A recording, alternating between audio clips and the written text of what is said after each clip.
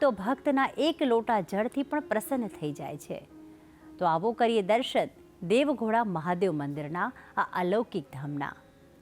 મહીસાગર નદીના પવિત્ર કિનારે સ્થિત આ સ્થાન પર મહાદેવ સાથે કાળ ભૈરવ દાદા અને હનુમાનજી પણ બિરાજમાન છે। તો ચાલો હવે કરીએ ભક્તિભાવથી દર્શન અને પ્રાપ્ત કરીએ ભગવાન શિવના આશીર્વાદ।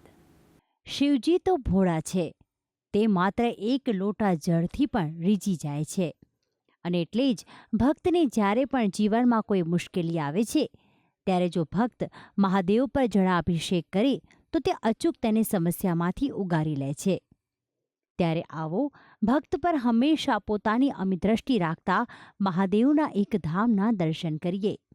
આ છે ખળખળ વહેતી મહીસાગર નદી અને તેના તટે આવેલ આ દેવઘોડા મહાદેવ કે જ્યાં ભક્તો અપાર આસ્થા રાખે છે। ખેડા જિલ્લાના ગળતેશ્વર તાલુકાના સેવાલિયા ગામે બિરાજતા દેવઘોડા મહાદેવના ધામે દર સોમવારે ભક્તો મોટી સંખ્યામાં દર્શન કરવા ઉમટી પડે છે। આશરે 20,000ની વસ્તી ધરાવતા સેવાલિયા ગામમાં 1,000 વર્ષ જૂનું દેવઘોડા મહાદેવ આસ્થાનું કેન્દ્ર સમાન છે।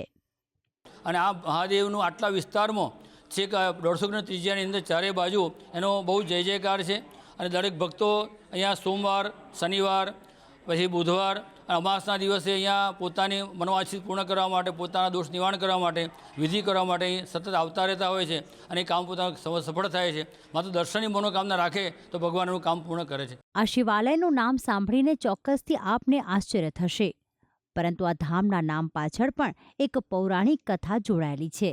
એક માન્યતા પ્રમાણે પૌરાણિક કાળમાં મહીસાગર નદીના તટે એક શિવ ભક્ત રાજા રહેતો હતો, જે નિત્ય નદીના આ પાર આવીને શિવલિંગ પર અભિષેક કરીને જ જળ ગ્રહણ કરતો હતો। પરંતુ એક દિવસ મહીસાગર નદીમાં પૂર આવ્યું અને પાણીનો વહેણ વધારે હોવાથી તે અભિષેક કરવા જઈ શક્યો ન હતો।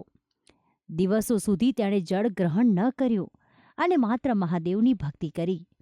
ત્યારે મહાદેવે તેની સામે એક દૈવી ઘોડો પ્રગટ કર્યો અને આ ઘોડાની મદદથી જ તે નદી પાર કરીને અભિષેક કરવા જઈ શક્યો।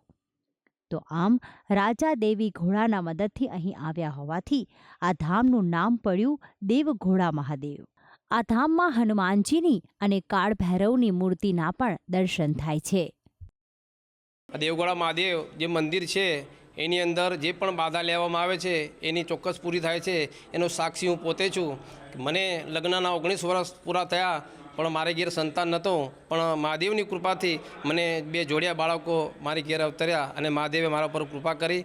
આ ધામની પાસે એક સ્મશાન ગૃહ પણ આવેલું છે અને સાથે નદી કિનારે આવેલું હોવાથી આ ધામમાં અનેક યજ્ઞ અને ગ્રહ શાંતિને લગતી અનેક વિધિ તથા કાલ સર્પ યોગની વિધિ તથા ચાંડાલ યોગની વિધિ કરવા પણ લોકો દૂર દૂરથી ઉમટી પડે છે, જેથી જ આ ધામ ગુજરાતની સાથે અન્ય રાજ્યોમાં પણ પ્રસિદ્ધિ પામ્યું છે। દેવઘોડા મહાદેવમાં સવાર સાંજ મહાદેવની આરતી તથા જળાભિષેક કરીને બિલીપત્ર અર્પણ કરવામાં આવે છે। તો અહીં મહાશિવરાત્રિના દિવસે મહાઆરતીની સાથે ભંડારાનું પણ આયોજન કરવામાં આવે છે। આ ધામમાં શિવજીને પ્રિય એવા 11 જેટલા બિલીવૃક્ષ આવેલ છે, જેમાં એક બિલીવૃક્ષની તો ખાસિયત એ છે કે એક જ થડમાંથી બિલીપત્ર અને પીપળો ઉગી નીકળ્યા છે। તો સાથે શિવને પ્રિય એવા ધતુરાનો છોડ પણ આવેલો છે। શ્રાવણ માસમાં જે પણ ભક્તો અહીં દર્શન કરવા આવે છે તે અહીંથી જ બિલીપત્ર તોડીને અને શિવલિંગ પર અર્પણ કરે છે।